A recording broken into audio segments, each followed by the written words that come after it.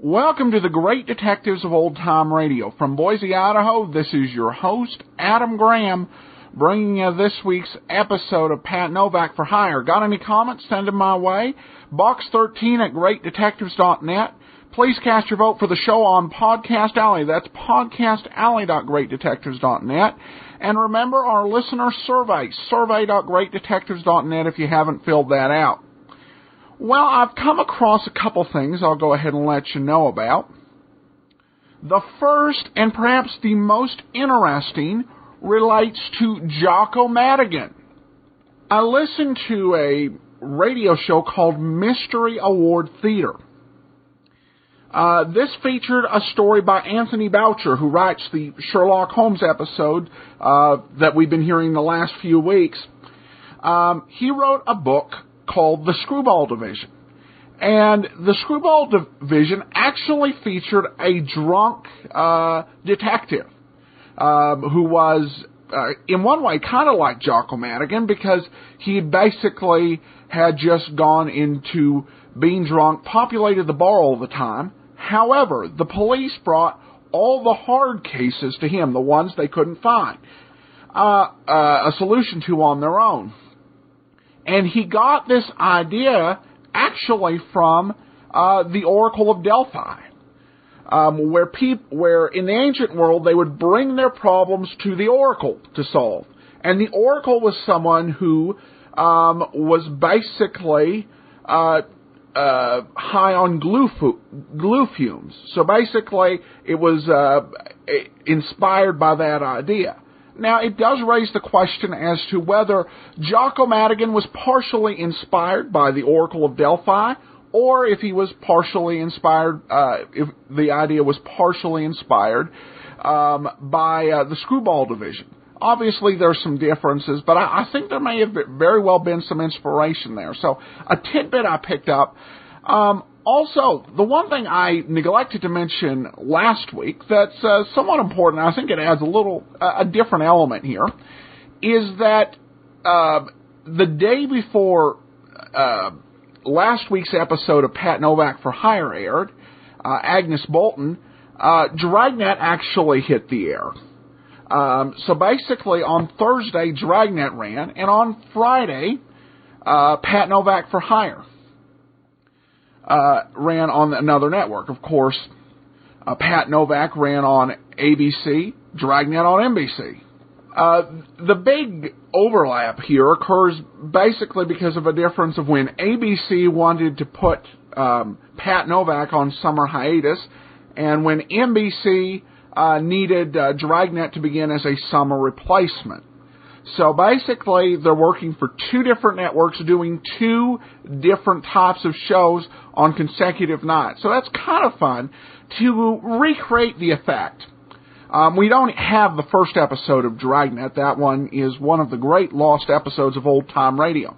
But if you have the app, which you can get at app.greatdetectives.net, as an extra, we'll add in the episode of Dragnet that aired previously. So, kind of a contrast of the two styles. All right, well, let's go ahead. We're going to get into today's episode of Pat Novak for Hire. This one is often called George Lampson, but it's really Georgie Lampson. That's the name of the character in the story. So let's go ahead and we'll listen to Georgie Lampson, and then we'll be back.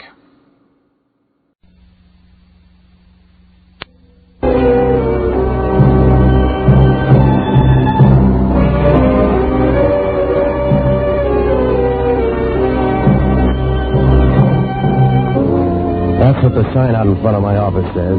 Pat Novak for hire. Oh, sure, you can spell it 50 different ways, but down on the waterfront in San Francisco, it all means the same thing.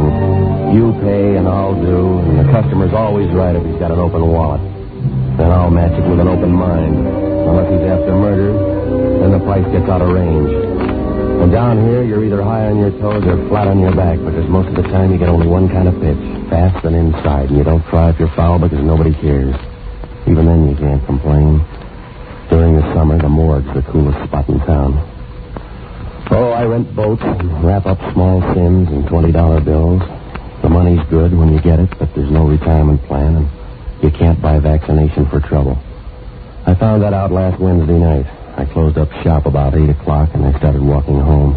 The city was down on its hands and knees trying to crawl through one of those San Francisco hot spells that blast by every 5 years. From up on the hill, the Chinatown tenements lined up down below like sweaty little kids waiting for a shower. It was heat and headaches all the way. But when I opened my front door and stepped inside, who wanted to talk about the weather? She was standing in the dark smoking a cigarette, and the silhouette her figure cut against the window was something you'd never believe. Then she reached over and turned on a lamp. It was a fast, dizzy trip, but when I got around to her eyes, they were the kind that made you think of hard-working geysers. Deep and warm, and you knew you could count on some fast action when they came to a boil. The smile was familiar, and the lips were red and moist, like a souped-up rose waiting for a bee. She did lots of nice things with her mouth, and talking was one of them. Patsy, welcome home. It's been a long time. Yeah, it's good to see you, Georgie. What's on your mind? Patsy, can't you ever take your time? It's not mine, it's borrowed. Anything special in mind? Easy business. Got a drink? How easy? Just a boat ride. You can't get hurt. That's what they told the Spanish Armada. Getting soft, Patsy? No, not in the head. Now, look, if it's work, let's talk. Otherwise, let's just be cute, huh? All right, Patsy. The last time you saw me was a year ago. As far as you know, I'm not in town. Fine? You tell me. Go on. Tomorrow night, a freighter's due in here from Shanghai. The SS Calcutta. I want to be on the welcoming committee. Who says you can't? Nobody yet. But the ship's going to anchor in the stream, so I need a boat, and I need you. I'm not the social type. I don't think I'll go. Believe me, Patsy, it's an easy trip. So's falling downstairs. Come on, let's deal or drink. All right, Patsy. My stepmother's going to meet the Calcutta, too. Who's she? Mrs. Sheila Lampson. She likes parties? She likes a package she's going to get from somebody aboard the Calcutta. What's in it? That's her business. I just want to make sure she gets that package ashore all right. You in on it? She doesn't even know I'm in town. Who picks up the check? Here. Will $40 cover it? It's too much for an easy job and not enough for a hard one. Where do I find you if I need bail? Here's the phone number. You can call me there tomorrow. And Patsy, thanks. I don't forget easy. Why the rush? Because you scare me, Patsy. You really scare me. Remember the party, Patsy? Yeah. But memories are like everything else. They wear out. Then let's make some new ones, Patsy.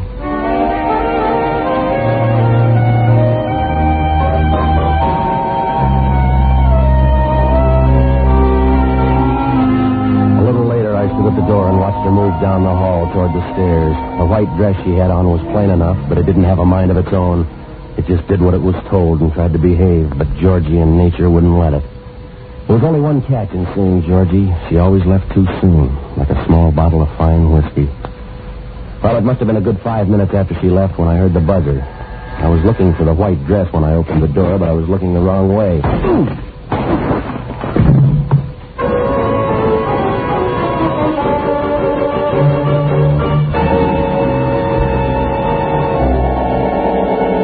Something with an echo, and it came down hard on the side of my head. I went down like mercury in a quick freeze.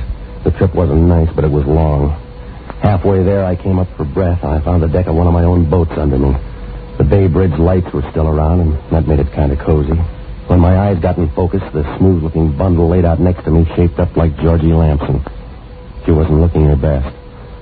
I had just enough time to remember a pair of women's shoes standing next to my face, and then I must have moved, and they punched my ticket for a return trip.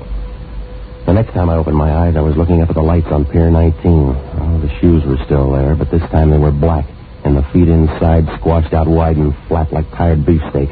That meant only one thing: Hellman from Homicide. You can stop playing mouse, Novak. Get up. The party's over. Yeah, Hellman. I thought they'd never go home. Your boyfriend here isn't talking. Is he bashful? Yeah, Novak. He's real shy. He's dead. Who is he? That's what you get paid for. What about the girl that was here? County Hospital. You better pray she makes it, Novak. Because you like blondes, Hellman? Because nobody beats 2 murder raps, Novak. Oh, you talk funny. So does this hunk of lead pipe. Your prints are all over it. What'd that make me, a plumber? Better than that, Novak. The pipe fits the dent in that guy's skull like it grew there. Well, maybe he's the plumber. You're smart, Novak. Now, come on. Who's the guy and who is the dame? She's Georgie Lampson, the guy I don't know. Will, Novak. We'll take care of that. Oh, you try hard, don't you, Hellman? You move your lips when you read, you use your fingers when you count, but you never get the right answer. Don't tempt me, Novak. I'm not my cherry best in the morning. You don't have a best, Hellman. You tried thinking once, but it gave you a headache. Now when you get in a squeeze, you have to pound your way out with your fist. I warned you, Novak. Now talk nice and save teeth. Yeah. I'll talk when that blonde tells her story. If she makes the grade, how does she figure? She met me in my apartment last night on business. 5 minutes after she left, the doorbell rang. When I answered it, somebody sapped me. Now you take it from there. Yeah, I will. Right to the DA. Go ahead, Hellman, but don't look hurt when the case blows up in your face. You giving odds? That's all I'm giving, Hellman. You figure it. I took the gal and this girl I don't even know for a ride at 3 a.m. We had a party and I killed a guy. But the gal I only messed up good because I like the way she talks. You sound scared, Novak. Well, I'm not, Hellman, but you are because it doesn't add. Why did I beat my skull with that same hunk of pipe, and how did I drive back here to meet you? Keep your mouth open, smart boy. They got a little green room up at San Quentin. Gets awful stuffy when they close the door.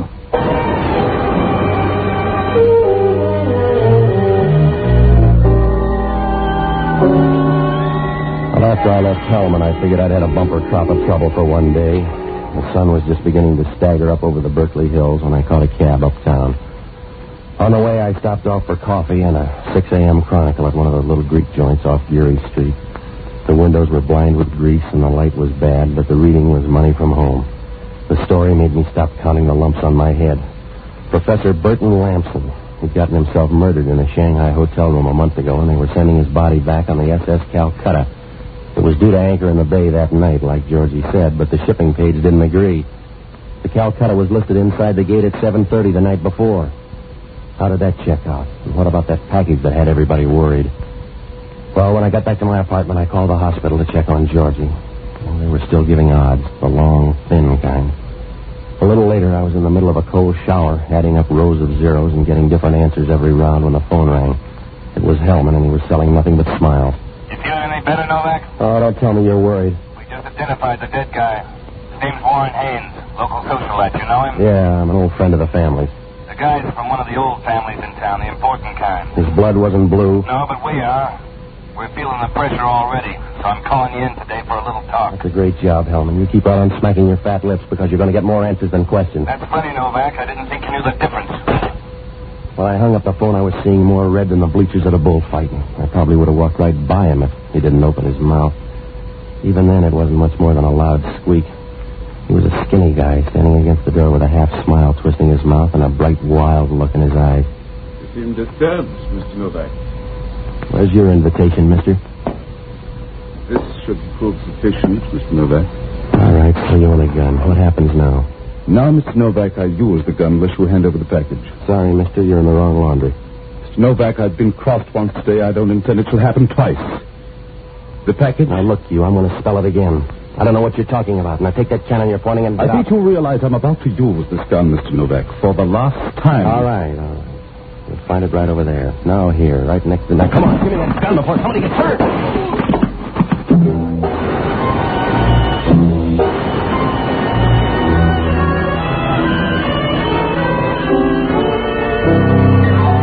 He stood there for a minute, shaking his head as if he wanted to go back and wipe 5 minutes from his life. All of a sudden, he jerked around in his tracks, and he stumbled for the door like a timid drunk when you tell him he's had enough. Then he folded up hard against the wall on his knees. But it was a little too late for prayers. I stood there for a minute trying to think of a good lawyer who owed me money, but all I could see was a courtroom and a picture of Hellman smiling as he listened to the verdict. Well, accident or not, if Hellman dropped in with a body on the floor, he'd bury me so deep in San Quentin he'd be bringing me air in paper bags. When the knot in my stomach untied, I dragged the little guy away from the door and I rolled him on his back. His eyes were still asking for the package, but the rest of him didn't care. Outside of a few bucks, his wallet was empty, not even a laundry tag. Well, I got dressed and I pulled the blinds and locked the place up. And then I went out to look for the only honest guy I know, an ex-doctor by the name of Jocko Madigan. He was a fine surgeon until something made him decide life was temporary at best. Now he's got a permanent post on a bar stool looking for answers at the bottom of whiskey bottles. It's hard on the liver that way, but you're never short on dreams. I finally found him with a bourbon halo in a musty little Italian joint over in North Beach. It was a long stretch from Easter Monday, but he was still celebrating Irish independence. He looked like he was on the wrong side because his nose was a bright orange. Patsy, my boy, you're just in time. These simple but honest Sicilians have agreed to embark with me on a crusade. And as honorary past president of the Sons of St. Patrick, the Powell Street chapter, I invite you to join us. Come on, Jocko, sober up. I gotta talk to you. To fittingly observe the occasion of old Ayre's joyful victory, we're first fortifying ourselves with grappa and bushmills. Then we sally forth to chase all the snakes out of Long Beach and the cockroaches out of Chinatown. How does that strike you, Patsy? And why aren't you smiling? 'Tis a glorious day. Because I'm in a jam and I want to talk, Jocko. Now cut it. Oh, Patsy, you remind me of that De Valera fellow. You're sitting on the curb and pouting just because they won't let you march in front of the band in the victory parade. You're sour, Patsy. Admit it. Jocko, will you snap out of it? I'm in big trouble. You're always in trouble, Patsy. You're a child of adversity, a son of scorn. The fates spit in your eye and you try to retaliate, but the wind's always blowing in the wrong direction. You're a lost leaf in the mortal storm, Patsy. You're a pebble shaking a tiny fist at the mountain. You'd like to fight for some strange, fantastic cause, wouldn't you, Patsy? But you can't find anybody your size. Men are too small and the gods are too big. Patsy, you're lost. Are you all through? Yeah.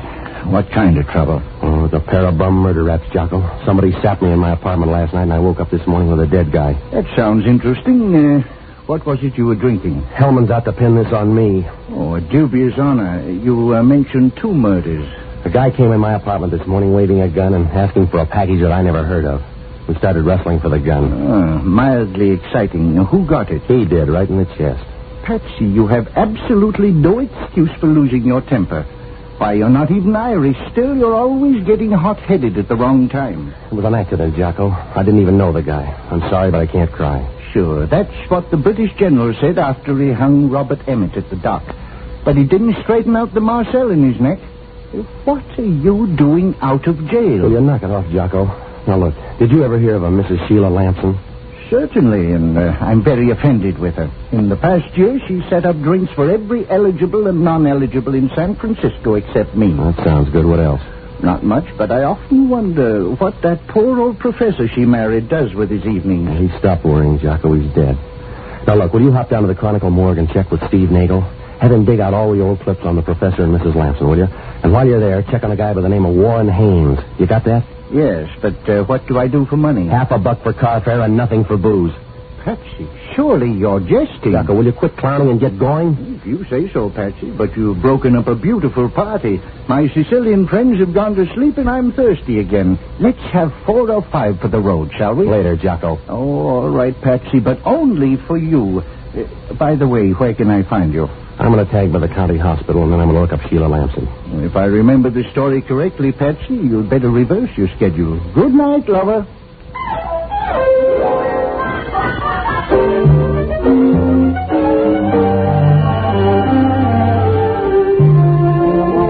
When I left Jocko, I tagged by Mama Lupo's on Kearney Street, and I called the hospital again. Oh, Georgie was a little better. At least the undertakers had stopped bidding.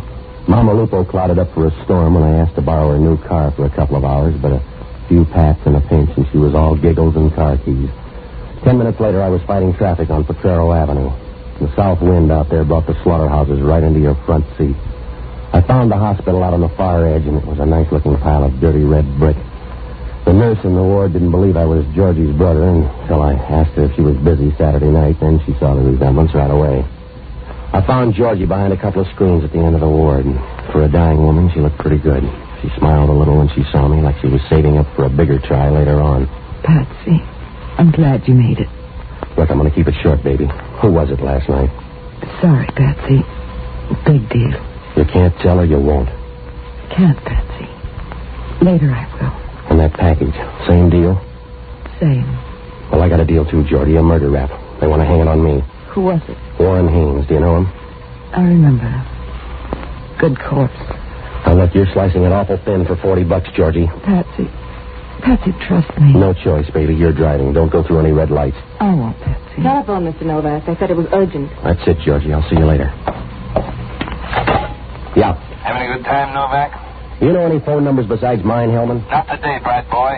You near a streetcar or do I send a chauffeur? What's your beef? Our beef, Novak. We'd like it fine if you paid us a visit real soon. Sorry, Hellman. Booked solid. Command performance, Novak. I wouldn't disappoint. What's the matter, Hellman? You want it in blood? I told you I don't know anything about last night. I never saw Haynes before. You got me wrong, Novak. This one's about a knife. We just found it in your office down on the waterfront. That's fine. Peel yourself an apple and keep busy. You better come down, Novak. We found the knife in some guy's back.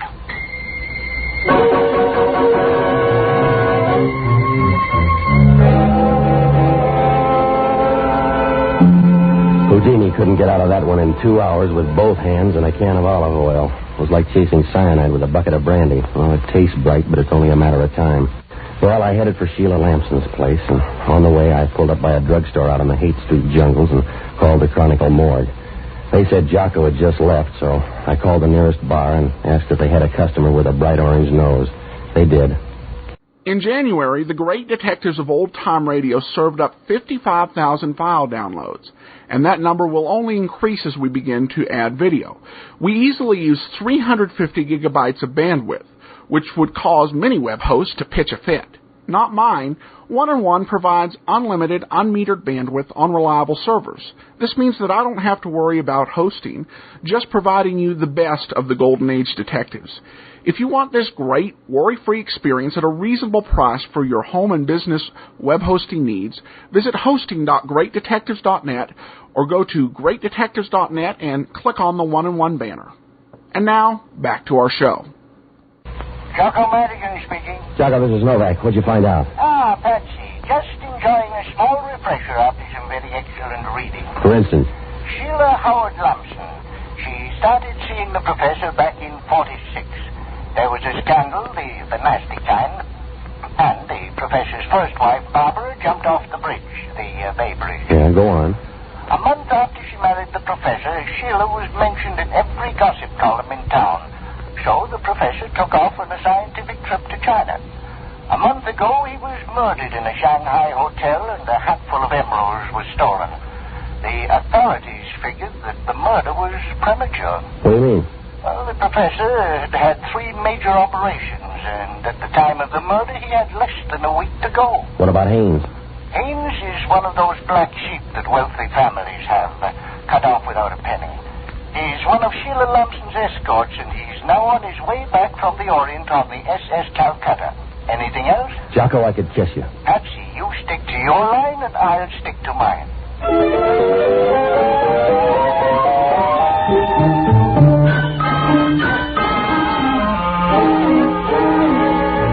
Well, the puzzle was still a sack full of holes and question marks, but at least Jocko's leads had a little juice in them. I found the Lampson house in the best part of the Seacliff district. It was one of those big nervous joints hanging by its shutters to the side of a steep drop that slid down sharp into the Pacific. All green trim and stucco the color of mortgages. The front doorbell was wearing out in my hand when the maid showed up, and then she was tongue-tied. She didn't know a thing except good money when it was offered. And then she told me I'd find Mrs. Lampson in the second-floor sitting room. She went away. I found the sitting room all right, but Mrs. Lampson wasn't there. So I followed on through till I came to a bedroom with a bright red ceiling and a lived-in feeling.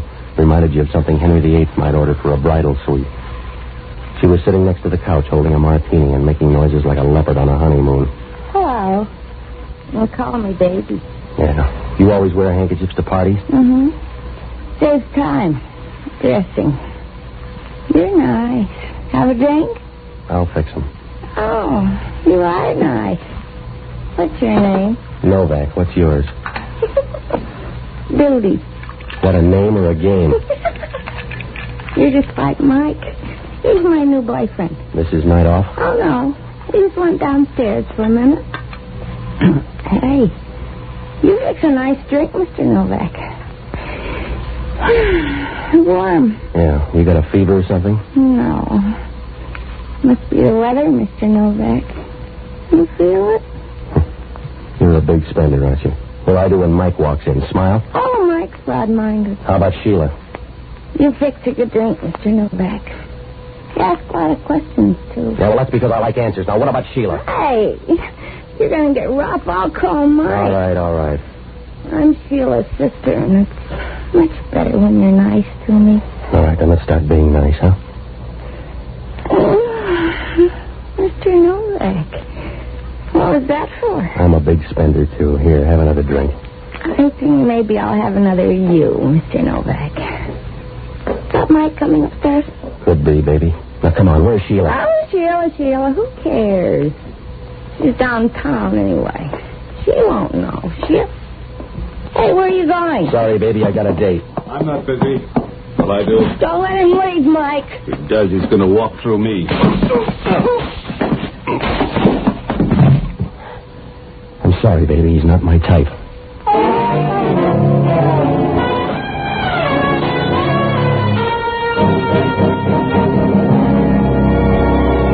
Mike was a tall, wide package, so I gave him a bargain offer. He didn't fold after two, but he had a kind of hurt look in his eye when I hit him the third time, like I didn't know he could take a hint. When he wound up and hit the floor, every window in the house rattled, and I figured the Berkeley seismograph got a cheap thrill. I made it as far as the front door when I heard a car pull up in the driveway. When I got to the window, a dame and a guy were getting out of a new Nash and heading for the door. The guy was a middle-class gunsel, but if the gal was Sheila Lampson, she made nice opposition. Well, I couldn't wait around to see. I finally managed to make my apartment without having one of Hellman's men pick me up, and when I got in, Jocko was just pouring himself another glass of Green Dreams and posing in the mirror like a man of distinction. The stiff was still there on the floor next to a glass of ice water. Patsy, I don't approve of your choice of party guests. The guy's dead, Jocko. Oh. Well, in that case, I'll overlook it. This is the friend you were telling me about? When are you due at the gas chamber, Patsy? Any phone calls? Oh, now that you mention it, yes. Hellman? Regularly on the quarter hour. Not very coherent, but I got the idea he's looking for you. Also a call from the hospital. They wanted to know the whereabouts of a Miss Georgie Lampson. What do you mean? It seems she disappeared a few hours ago from one of their wards. Oh. Patsy, you look worried. Perhaps a sampling of this delicate dollar ambrosia would help. Try it. No, thanks. Suit yourself, Patsy. Myself, I'm an old subscriber to the Socrates plan of self-destruction. If you want it done right, do it yourself. By the way, have you noticed our friend's hands lately? Huh? It looks like he's entertaining a scrap of paper in his right hand. Yeah, I see it. Oh, let me see it. He seems kind of stingy with it, doesn't he? Yeah, I got it. Uh-huh. Oh, an old envelope. Not even a coded letter to puzzle over. I'll settle for the address, Jocko. Take a look. Captain Edward Small, SS Calcutta, Paramount Line, Shanghai. Well, that's nice. Shall we have another drink? Later, Jocko. Right now we haven't got the time. If that's who I think it is, Patsy, you're going to have lots of time. I'll just whip up a short one.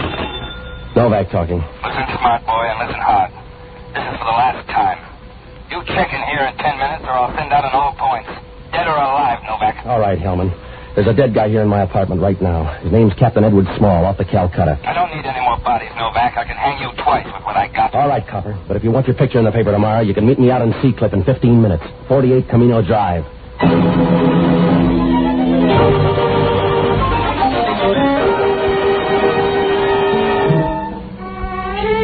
When I hung up the phone, most of the puzzle straightened out like wet wash in a dry wind.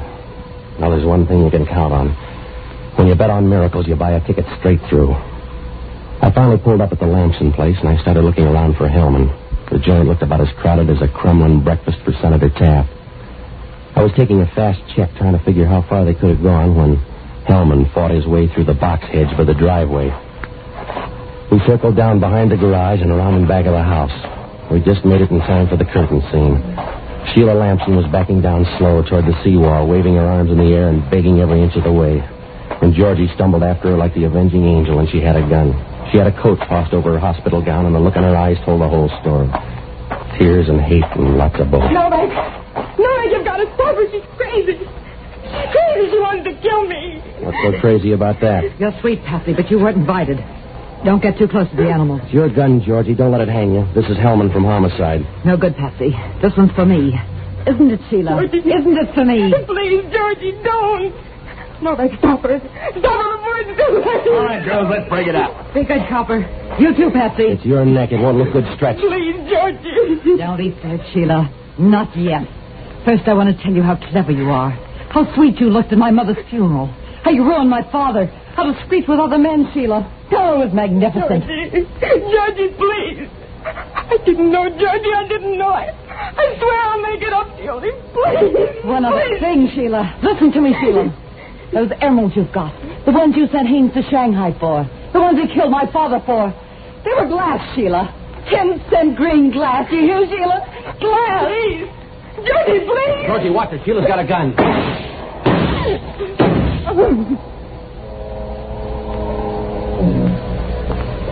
Betsy. Take it easy, baby. You got a long trip. She's dead. Isn't she, Betsy? She's dead. She didn't die, baby. With that much lead, she sank. It burns, Betsy. It burns. It'll cool. The fog's starting to come in. Remember the party, Betsy? Yeah, I remember. Then say it, Betsy. Please say it now. Say it. Yeah, Georgie, I'd say it, but you're not listening.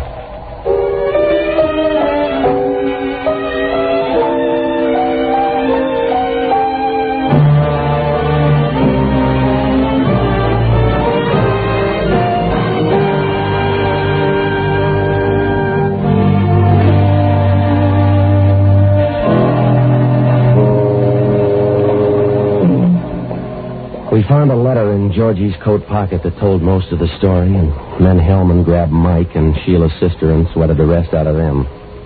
Well, it wasn't a pretty story, but it moved. When Sheila spent the professor broke and he checked out over in China, Georgie decided to blow the whistle on her. She made up that phony yarn about the emeralds, and then she let Haynes murder her father and walk off with them. They were glass. To make it look good, Haynes played pallbearer and took the boat back with the body. But not before Georgie tipped the captain and the first mate about that sack of emeralds Haynes was supposed to have. So they went to work. They robbed Haynes and planted a fake for a fake. It was a real cat and mouse game. Georgie only made one mistake, but sometimes that's all it takes. She flew back here a few days before the Calcutta got in so that she could be around for the payoff. One of Sheila's pals must have spotted her and trailed her to my place. And then the sapping started. That was the same night the Calcutta got in, and people started checking packages and pulling triggers. When Sheila found her package was a fake, she figured Haynes was being cute, so he got it first. And then she went out after that original fake. She tried to double up and hang Haynes' body on me and get rid of Georgie at the same time. But Georgie didn't die easy. I don't know how the captain got onto me, probably through Sheila. But her Gunsel friends took care of the first mate with a knife when he got anxious. Well, when the dust lifted and they counted cold noses, it was a real devil's game. Wherever he was, Georgie's old man must have been holding his sides and rolling in the aisles. Yeah, a real plum. And Sheila found out when you get close enough to the seed, the taste gets bitter. Well, Hellman asked only one question. How come a smart girl like Georgie bought something as stupid as revenge? I don't know. She was a lot better at a lot of other things.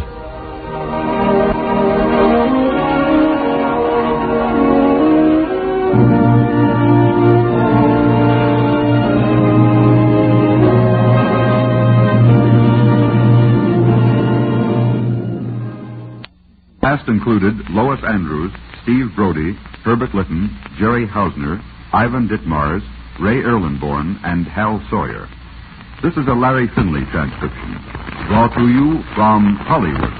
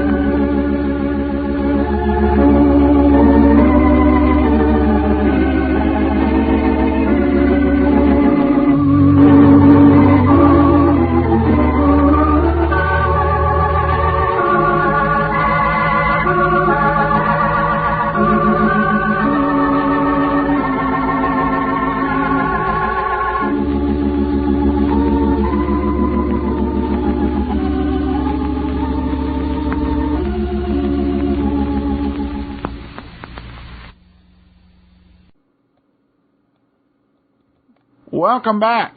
Well, Pat Novak's pay is getting down to the scale of the regular private investigator. $40.